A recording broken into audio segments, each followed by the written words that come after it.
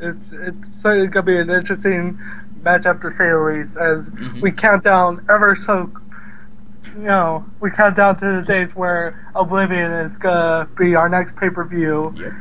and I think our new season of RCWF is gonna be taking place with Oblivion. I'm not sure. It might. I don't know. I mean, we have to wait for. I haven't heard time. anything. I haven't heard anything from Thaddeus yet Yes. about our new season of RCWF. But Also, quit. yeah, but also the main event network channel itself will have a 24-hour cast on November 22nd with WWE 12. So Right. those that are watching, mark that date on your calendar. When WWE 12 comes out, there will be a live 24-hour cast of WWE 12. yes. Some other highlights I want to quickly go over. Jake Wilson versus Thaddeus. This rivalry has gone to, I think, the breaking point. Yeah. I'm still voting for the Jake. Yes. Jake is best. Yes. He's caused havoc. He tried to post his card. It didn't work out, but that's okay. Thaddeus converted Jake about the card, and they had a little scuffle in the office, and Jake was victorious Hmm. Again. and you just this is going to just go all towards Oblivion one way or another. I could tell it. Yeah, I mean, it just seems like with TakeOver, it seems like Jake Rogers is becoming that thorn in the side of TakeOver. So it'd be interesting to see what Thaddeus does in order to get rid of that thorn. Here's what I want to know: is Jake the father of Tyler Alexander? Because if we remember, Tyler Alexander was the asshole to Thaddeus a long time ago. Yep, he made So- Thaddeus tap out. Yeah, and Jake made Thaddeus quit. Yeah, I mean, maybe they're blood relatives. Who knows? Yeah, I want to. That'd be really interesting. The guy from HPWF, the son or something to Jake Rogers, the pirate of RCWF. We'll have to have Jake on and ask him that important question. Yes. That's real hard, man. Some other highlights. I just want to mention this just because I find it hilarious. Brian Hunt, next time defeated Brian Hunt, but the interesting thing here is that next time actually he did not one, not two, but three 450s. Three, So 450. I think Height was very, very, very upset with Brian Hunt hitting a 450 on Max Height a couple of weeks ago before Wrestle Wicked. So I think he just decided, he's like, hey, you know what, I'm the master of 450, let's actually use it. And then he probably hit it once, shockingly, and he's like, you know what, I could probably do it again. Did it again, and then one more time. So, I mean, that's amazing that he hit it 3 times. I think he hit it, more times in that match than he has the entire year? Am I right on that? yeah, I think so. Jeez. So this rivalry between Max Hart and Brian Hunt, it's gonna be interesting to say the least. Well, if I know Brian Hunt, which I do, Brian Hunt is very, very cocky, and he is also he is well-spirited. He knows that he can fight and he can win, but he just never harnesses it. So he's never won a match until he teamed with Trent Rain, and he won his first match, a ladder match, which he got, and now he wants to keep winning. But since he lost to Max Height, he wants more. He just needs it so he can finally climb up that ladder and get like a championship. Right. Now, on the flip side of this, I just want to point out, what in the world is Fat Shuffler and Blood Rose going to do with Max Height? I know that this victory for Max Height is probably bittersweet, because probably right after the match, he's walking up the ramp realizing that Fat Shuffler and Blood Rose are both standing backstage waiting to put that slave collar back on Max Height. Right. The question is, what did they want with him? I know. I mean, honestly, Max Height is entertaining. He is really good, but what does Fat Shuffler need him for? You know, I think maybe it's that whole, suck my finger kind of thing. Maybe there's something because I mean, let's face it, Blood Rose is out there, and Fat Shuffler is the Fat Shuffler. So maybe it has something to do with his new catchphrase or something. That's my guess. Who knows? And this whole thing with Backside and Shuffler is just it's gonna boil over at some point, and we're gonna be on that when it does. Another thing that happened, we had some returns. Melanie and Spencer, Nathan Spencer, both returned to RCWF. Melanie was not successful in her match, but Nathan was, defeating Jake Roberts. Yeah. And so it's interesting to see them back. Yeah, it was good to see some, old RCWF superstars make their return.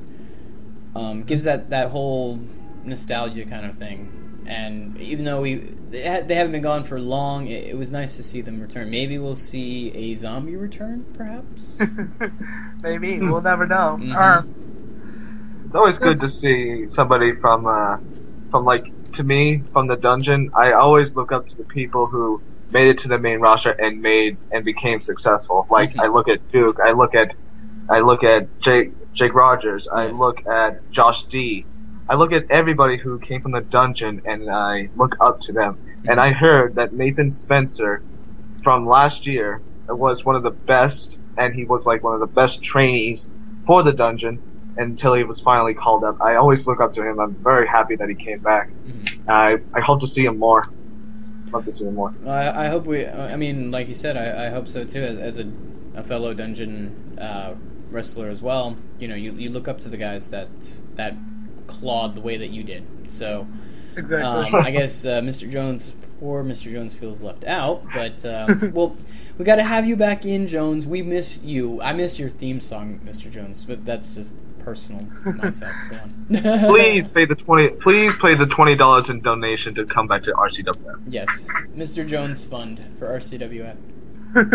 Another highlight I want to talk about is the Trent Rain. He came out and he delivered a heartwarming speech saying that he's no longer gonna be contracted with WWE. He's gonna put up his boots and kind of sit this one out for his career. Indestructible. Oh, it's horrible. It is. I love it. That's not the story. The story is that Takeover in their their last lap, they beat down Trent Rain one last time. It's not fair, damn it. It's not right. It isn't, but you got the elephant in the room is that is he gonna be back, or is he finally gonna be done, or Let's hope he won't join BWF or whatever they're called, like Mike Metal did. Oh, the other Fed that we don't really need to give them any mention, but I don't think that's the case. Sometimes a superstar just gets kind of worn out, and that's might be what the case is. I always say you gotta do it until it's no longer fun. And I guess with Trent Rain, it was no longer fun, but like I said, the elephant in the room is because of what Takeover did. Is Trent Rain truly done, or is that it? I mean, that's the only one that I believe that can answer that is Trent Rain himself. Right. Yeah. There's nobody else. Yeah. No one else. And one more highlight before we get on to our main interview is the world heavyweight title is definitely shaking up for the better, I think, because you had Mr. Troop defeat DJ Kraft, but then you had Leo Reigns beat down both Troop and Kraft.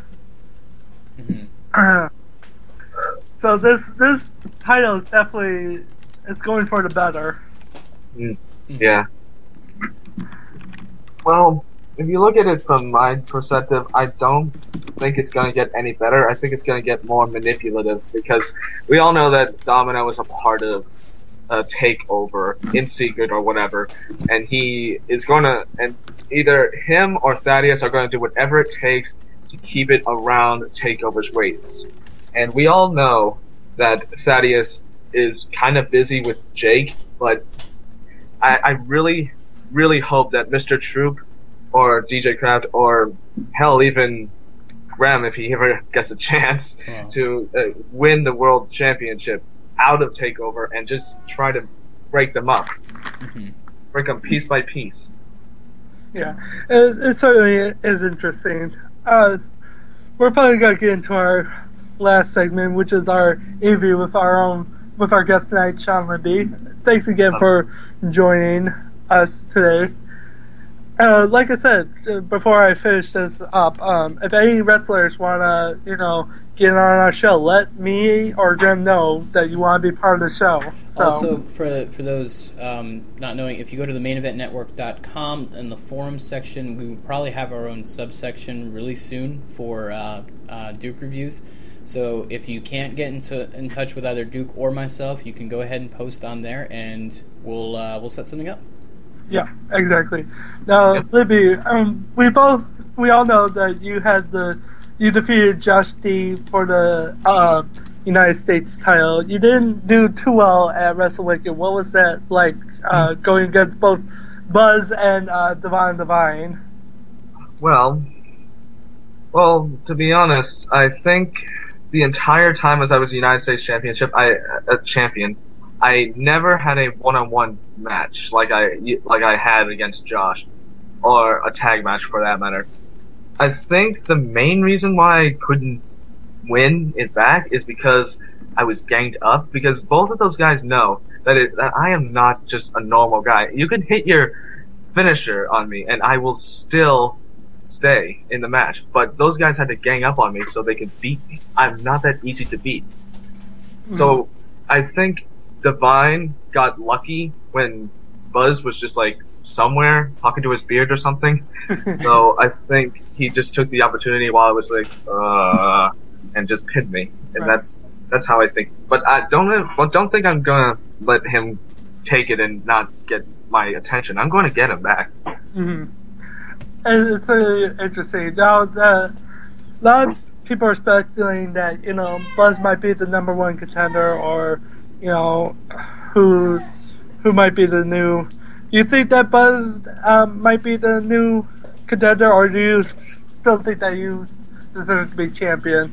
I deserve to be champion. I mean, I'm a former champion. I mean, if I had it my way, I would have had it better if Josh D actually took his rematch clause and came after me again. I would have beaten him over again. But since I am an ex-champion, I deserve my rematch clause, and I demand my rematch. Buzz can wait. I'll propose to Buzz. I'll ask him, if you turn down your number one contender shot and give it to me, I will give him back that number one contender shot when I beat Devon. Mm-hmm. Because I know I can beat him one-on-one. Mm-hmm. I can beat him. I know it. It's certainly interesting with this whole United States title match. As far as, I always ask, where do you see yourself maybe in the next season? Do you still see yourself going after the United States champion, still going after Buzz and Divine? Maybe. I think either I will stay in the U.S. title contentions or be a champion or ex-champion, because I know either way I'm going to be a former two-time or maybe current a U.S. champion. But it depends. I mean, I have the strength. To me, I feel like I have the strength of Archangel, but I can be beaten easier. I feel that way, but I can beat him. I can beat anybody. I can beat anybody in one-on-one. Nobody can beat me one-on-one. And if I had it my way, I think I would much rather go for the World Championship, and the World Championship of my choice, I would choose Norns, because he's hard, he's strong, he is Viking like. I would much rather go after him because I think me and him might have some heritage history, and I would love to fight Norns anytime, anywhere, even if it's for the championship. I think I should go for the world title. What do you guys think? It's certainly interesting for sure. If you go after him. Grim, do you have any final thoughts to Libby? Actually, yeah, I have a few questions of my own if he doesn't mind.